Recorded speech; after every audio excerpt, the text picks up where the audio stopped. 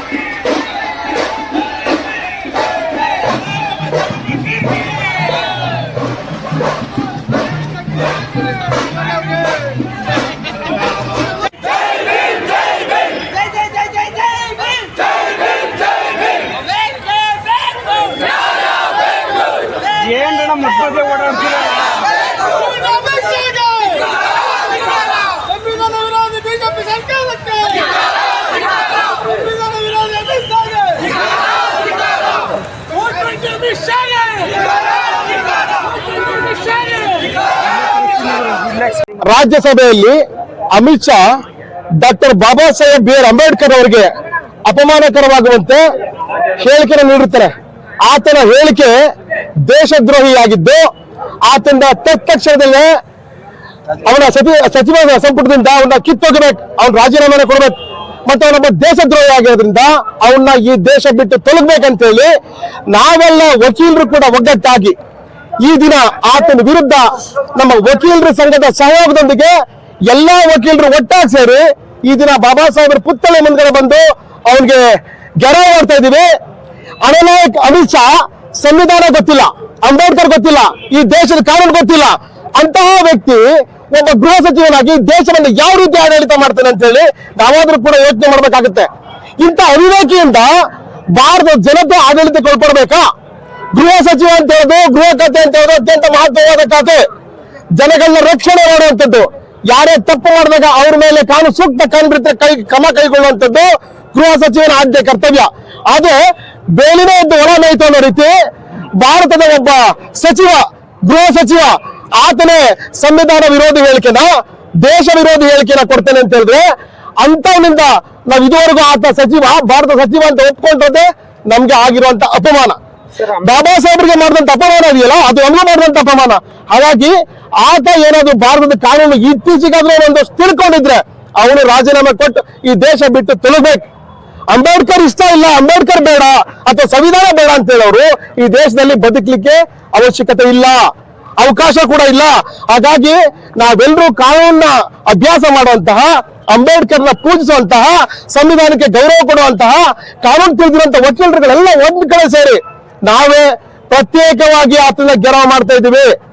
ಇನ್ನು ಮುಂದೆನಾದ್ರೂ ಕೇಂದ್ರ ಸಚಿವರಾಗ್ಬೋದು, ಪ್ರಧಾನಮಂತ್ರಿ ಆಗ್ಬೋದು, ರಾಷ್ಟ್ರಪತಿಗಳಾಗ್ಬೋದು, ಆತನ ವಿರುದ್ಧ ಪ್ರಕರಣ ದಾಖಲಿಸಿ ಅವನ್ನ ಬಂಧಿಸಿ ಅವನ ಗೃಹ ಸಚಿವ ಸ್ಥಾನವನ್ನ ವಾಪಸ್ ತಗೊಂಡು ಅವನ ರಾಜೀನಾಮೆ ಪಡ್ಕೊಂಡು ಎಲ್ಲ ಇಡೀ ಮಂತ್ರಿ ಮಂಡಲನೇ ಕ್ಷಮೆ ಯಾಚಿಸಬೇಕಾಗತ್ತೆ.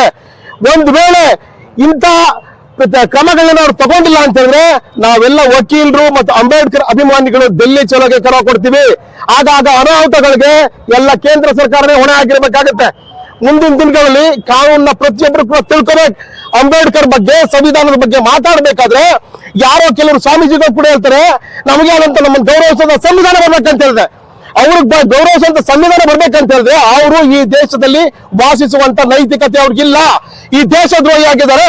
ಹಾಗಾಗಿ ಅಂತ ವ್ಯಕ್ತಿಗಳು ಈ ದೇಶ ಅವ್ರಿಗೆ ಇಷ್ಟ ಇಲ್ಲ, ಈ ದೇಶದ ಸಂವಿಧಾನ ಅವ್ರಿಗೆ ಇಷ್ಟ ಇಲ್ಲ, ಬಾಬಾ ಸಾಹೇಬ್ರಿಗೆ ಅವ್ರಿಗೆ ಇಷ್ಟ ಇಲ್ಲ ಅಂತ ಹೇಳಿದ್ರೆ ಅವ್ರನ್ನ ಎಲ್ಲಿ ಗೌರವಿಸ್ತಾರೋ ಆ ದೇಶಕ್ಕೆ ಅವ್ರು ಹೋಗ್ಬೇಕು. ಅಂತಹ ವ್ಯಕ್ತಿಗಳು ಭಾರತ ಬಿಟ್ಟು ತೊಲಗಬೇಕು. ಇನ್ನು ಮುಂದೆ ಕಾನೂನು ತಿಳ್ಕೊಂಡ್ರಂತ ನಾವುಗಳು ಕೂಡ ನೇರವಾಗಿ ಬೀದಿಗಿಳಿದು ಹೋರಾಟ ಮಾಡ್ತೀವಿ. ಕಾನೂನನ್ನ ಯಾರು ಗೌರವಿಸ್ತಾರೋ ಅವ್ರನ್ನ ನಾವು ಗೌರವಿಸ್ತೀವಿ, ಸಂವಿಧಾನ ಯಾರು ಗೌರವಿಸೋದೋ ಅವ್ರನ್ನ ನಾವು ಗೌರವಿಸ್ತೀವಿ. ಹಾಗಾಗಿ ನಾವೆಲ್ಲರೂ ಸಂವಿಧಾನವೇ ನಮ್ಮ ಧರ್ಮ, ಸಂವಿಧಾನವೇ ನಮ್ಮ ರಾಷ್ಟ್ರಗಂತ, ಸಂವಿಧಾನಕ್ಕೆ ನಾವೆಲ್ಲರೂ ತಲೆಬಾಗಿ ನಮಿಸಿ ಸಂವಿಧಾನವನ್ನು ನಾವೆಲ್ಲ ಒಪ್ಕೊಂತೀವಿ ಅಂತ ಹೇಳ್ತಾ, ಸರ್ ಎಲ್ಲೋ ಒಂದ್ ಕಡೆ ಅಂಬೇಡ್ಕರ್ ವಿಚಾರನೆ ಪದೇ ಪದೇ ಏನಕ್ಕೆ ಬಳಕೆ ಆಗ್ತಾ ಇದೆ ಸರ್? ಈಗ ಏನಾಗ್ತಾ ಇದೆ ಅಂತ ಹೇಳಿದ್ರೆ ಅಂಬೇಡ್ಕರ್ ಅಂಬೇಡ್ಕರ್ ಅಂಬೇಡ್ಕರ್ ಅಂತ ಹೇಳೋದು ಶೋಕಿಯಾಗಿದೆ ಅಂತ ಹೇಳೋದು ಅವ್ರಿಗೆ ತಡ್ಕೊಳ್ಳಾರದು ತುತ್ತು. ಬಾಬಾ ಸಾಹೇಬ್ರು ಮತ್ತು ಸಂವಿಧಾನ ಅವ್ರಿಗೆ ಅರಗಿಸ್ಕೊಳಕ್ ಆಗದಿರೋಂತ ತುತ್ತು. ಅವ್ರಿಗೆ ಏನಂತ ಹೇಳಿದ್ರೆ ಮನುವಾದ ಬರಬೇಕು, ಮನುವಾದ ಈ ದೇಶದಲ್ಲಿ ಜಾರಿ ಆಗ್ಬೇಕು, ಅಸಮಾನತೆ ಸೃಷ್ಟಿ ಆಗ್ಬೇಕು, ಯಾವುದೇ ಬಡವ ಬಲ್ಲಿದನಿಗೆ ದಲಿತನಿಗೆ ನೋವಾಗ್ಬೇಕು, ಅವರು ಈ ಸಮಾಜದಲ್ಲಿ ಸಮಾಜದಲ್ಲಿ ಬದುಕಬಾರ್ದು ಅನ್ನೋದು ದುರುದ್ದೇಶ. ಆ ಉದ್ದೇಶದಿಂದ ಅಂಬೇಡ್ಕರ್ ನಾವು ಟಾರ್ಗೆಟ್ ಮಾಡಿದ್ರೆ ಇನ್ನು ಬಾಕಿ ಎಲ್ಲ ವಿಷಯಗಳು ಡೌನ್ ಆಗುತ್ತೆ. ಅಂಬೇಡ್ಕರ್ನ ಟಾರ್ಗೆಟ್ ಮಾಡಿದ್ರೆ ಗೆದ್ಕೋಬಹುದು ಅಂತ ಹುಂಬುತನದಿಂದ ಈ ರೀತಿ ಹೇಳಿಕೆಗಳನ್ನ ಕೊಡ್ತಾರೆ. ಒಂದು ರಾಜೀನಾಮೆ ನೀಡ್ಲಿಲ್ಲ ಅಂದ್ರೆ ಮುಂದೆ ಯಾವ ರೀತಿ ಇರುತ್ತೆ ತಮ್ಮ ಹೋರಾಟ ಇರುತ್ತೆ? ಮುಂದಿನ ದಿನಗಳಲ್ಲಿ ಡೆಲ್ಲಿ ಚಲೋ ನಾವು ಅನ್ಕೊಳ್ತೀವಿ. ಮತ್ತೆ ನಾವೆಲ್ಲರೂ ಕೂಡ ಕಾನೂನನ್ನ ತಿಳ್ಕೊಂಡಿದೀವಿ. ಕಾನೂನು ರೀತಿಯನ್ನು ತಕ್ಕ ಪಾಠನ ಕಳಿಸ್ತೀವಿ. PCR ಫೈಲ್ ಮಾಡ್ತೀವಿ. PCR ಫೈಲ್ ಮಾಡಿ ಅವನ್ನ ಅರೆಸ್ಟ್ ಮಾಡಿಸುವಂತ ಕೆಲಸ ನಾವು ಮಾಡ್ತೀವಿ. ತಮ್ಮ ಹೆಸರು ಸರ್? ಕಾಂತರಾಜ್, ವಕೀಲರು, ಮೈಸೂರು ಜಿಲ್ಲಾ ಕಾಂಗ್ರೆಸ್ ಕಾನೂನು ಘಟಕದ ಅಧ್ಯಕ್ಷರು. Thank you sir.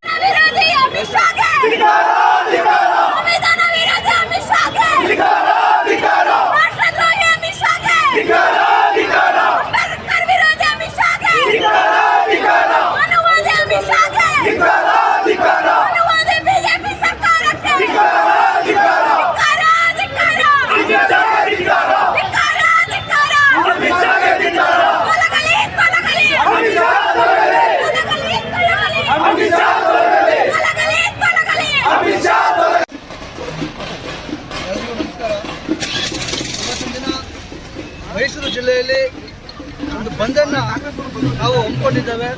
ಇದರ ಉದ್ದೇಶ ನಮ್ಮ ದೇಶದ ಉನ್ನತ ಹುದ್ದೆಯಲ್ಲಿರುವಂತಹ ಅಮಿತ್ ಶಾ ಅನ್ನೋ ಒಬ್ಬ ವ್ಯಕ್ತಿ ಡಾಕ್ಟರ್ ಬಾಬಾ ಸಾಹೇಬ್ ಅಂಬೇಡ್ಕರ್ ಅವರಿಗೆ ಒಂದು ದೊಡ್ಡ ಮಟ್ಟದಲ್ಲಿ ಅಪಮಾನವಾಗುವಂತಹ ಮಾತನಾಡಿ ಅವರ ಭಾವನೆಗಳಿಗೆ, ಅವರ ಅನುಯಾಯಿಗಳಿಗೆ ಅಪಮಾನವನ್ನು ಮಾಡಿದ್ದಾರೆ. ರಾಷ್ಟ್ರವನ್ನು ಕಾಯಬೇಕಾದ ಒಬ್ಬ ವ್ಯಕ್ತಿ ಎಷ್ಟು ಕೀಳು ಮಟ್ಟದ ಒಂದು ಮಾತುಗಳನ್ನ ಆಡ್ತಾನೆ ಅಂದರೆ ಆ ವ್ಯಕ್ತಿಯ ಮನಸ್ಥಿತಿ ಹೇಗಿದೆ, ಅಂಬೇಡ್ಕರ್ ಮತ್ತು ಸಂವಿಧಾನದ ಮೇಲೆ ಆ ವ್ಯಕ್ತಿಯ ಗೌರವ ಎಷ್ಟಿದೆ, ಇದು ದಯವಿಟ್ಟು ನರೇಂದ್ರ ಮೋದಿ ಅವರು ಪರಿಗಣನೆ ತೆಗೆದುಕೊಳ್ಬೇಕು. ಯಾಕೆ ಅಂತ ಹೇಳಿದ್ರೆ ಅವರೊಬ್ಬ ಸಾಮಾನ್ಯ ಪ್ರಜೆ ಅಲ್ಲ, ಅವರು ದೇಶವನ್ನು ಕಾಯುವಂತಹ ಒಬ್ಬ ಗೃಹ ಮಂತ್ರಿ.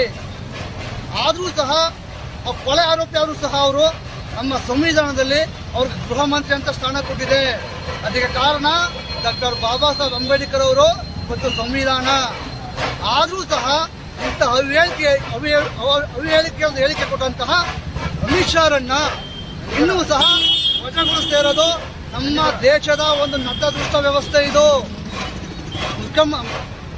ನಮ್ಮ ಪ್ರಧಾನಮಂತ್ರಿಗಳೇ, ನೀವು ದಯವಿಟ್ಟು ಗಮನ ಹರಿಸಬೇಕು. ಇಂತಹ ಅವಿವೇಕಗಳಿಂದ ಪಕ್ಷಕ್ಕೆ ತುಂಬಾ ತೊಂದರೆ ಆಗುತ್ತೆ. ದಯವಿಟ್ಟು ಇಂತಹ ಕೆಟ್ಟ ಮನಸ್ಸು ಇರುವಂತಹ ವ್ಯಕ್ತಿಗಳನ್ನ ಏನು ಸಂಘಟನೆಗಳು ಕರೆ ಕೊಟ್ಟಿದ್ದಾವೆ, ಈ ವಿಚಾರಕ್ಕೆ ಸಂಬಂಧಪಟ್ಟಂಗೆ ನಮ್ಮ ಮೈಸೂರು ವಕೀಲರ ಸಂಘ ಸ್ವ ಇಚ್ಛೆಯಿಂದ ನಾವು ನ್ಯಾಯಾಲಯದಿಂದ ಹೊರಗುಳಿದು ನಾವು ಸಹ ಇದಕ್ಕೆ ಬೆಂಬಲ ಸೂಚಿಸಿದೀವಿ.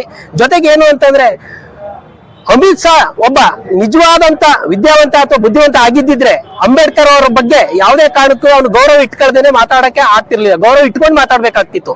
ಬಟ್ ಅವರು ಅಂಬೇಡ್ಕರ್ ಅಂತ ನೀವು ಹೇಳ್ತಾ ಇದ್ದೀರಿ, ಅದನ್ನೇ ನೀವು ದೇವ್ರು ಅಂತ ಹೇಳಿದ್ರೆ ನೀವು 7 ಜನ್ಮಕ್ಕೆ ಪುಣ್ಯ ಸಿಕ್ತಿತ್ತು ಅಂತ ಹೇಳ್ತಾರೆ. ನಿಜವಾದಂತ ಒಬ್ಬ ಗೃಹ ಸಚಿವನಾಗಿ ಕಾನೂನನ್ನ ತಿಳ್ಕೊಂಡಿರುವಂತ ವ್ಯಕ್ತಿ ಆಗಿದ್ದಿದ್ರೆ ಸಂವಿಧಾನದ ಅಡಿಯಲ್ಲಿ ಅವನು ಪ್ರಮಾಣ ವಚನ ಸ್ವೀಕಾರ ಮಾಡಿ ಗೃಹ ಸಚಿವನಾಗಿದ್ದಾನೆ. ಅದಕ್ಕೆ ನಾವು ಗೌರವ ಕೊಟ್ಟಿಲ್ಲ ಅಂತ ಪಕ್ಷದಲ್ಲಿ ಅವನ ವಿರುದ್ಧ ಕೇಸನ್ನ ಫೈಲ್ ಮಾಡ್ತೀವಿ. ನಮ್ಮ ಸ್ನೇಹಿತರು ಹೇಳಿದ್ರು ಕೇಸ್ ಫೈಲ್ ಮಾಡಿ ಅವ್ರಿಗೆ ಆಕಸ್ಮಿಕವಾಗಿ ಗಡೀಪಾರು ಮಾಡಲಿಲ್ಲ, ಅವನು ಸಂಪುಟದಿಂದ ಕಿತ್ತು ಒಗಿಲಿಲ್ಲ ಅಂತ ಪಕ್ಷದಲ್ಲಿ ನಾವು ಡೆಲ್ಲಿ ಚಲೋ ಮಾಡಕ್ಕೆ ನಮ್ಮ ಮೈಸೂರು ವಕೀಲರ ಎಲ್ಲ ಆದಿಯಾಗಿ ಎಲ್ಲ ರಾಜ್ಯದ ಎಲ್ಲರ ವಕೀಲರ ವಿಶ್ವಾಸಕ್ಕೆ ತಗೊಂಡು ನಾವು ಡೆಲ್ಲಿ ಚಲೋ ಮಾಡಕ್ಕೆ ನಾವು ಅನುವು ಮಾಡ್ತೀವಿ. ಜೊತೆಗೆ ಏನು ಅಂತಂದ್ರೆ ಯಾವುದೇ ಕಾರಣಕ್ಕೆ ಪ್ರತಿಯೊಬ್ಬ ವ್ಯಕ್ತಿ ಏನು ಹುಟ್ಟುತ್ತಾನೆ, ಗರ್ಭಾವಸ್ಥೆಯಿಂದ ಹುಟ್ಟುತ್ತಾನೆ, ಅಲ್ಲಿಂದ ಸಾಯೋ ತನಕನೂ ಸಹ ಸಂವಿಧಾನ ಬರ್ದಿರ್ತಕ್ಕಂಥ ಅಂಬೇಡ್ಕರ್ ಅವ್ರನ್ನ ಪೂಜಿಸ್ಬೇಕಾಗ್ತದೆ. ಯಾಕೆ ಅಂತಂದ್ರೆ ಗಾಳಿ ಬೆಳಕು ಸಿಕ್ಬೇಕು ಅಂತಂದ್ರೆ ಅಂಬೇಡ್ಕರ್ ಅವ್ರ ಕಾರಣ ಅಂತ ಅನ್ನೋದು ನಮ್ಮ ಉದ್ದೇಶ.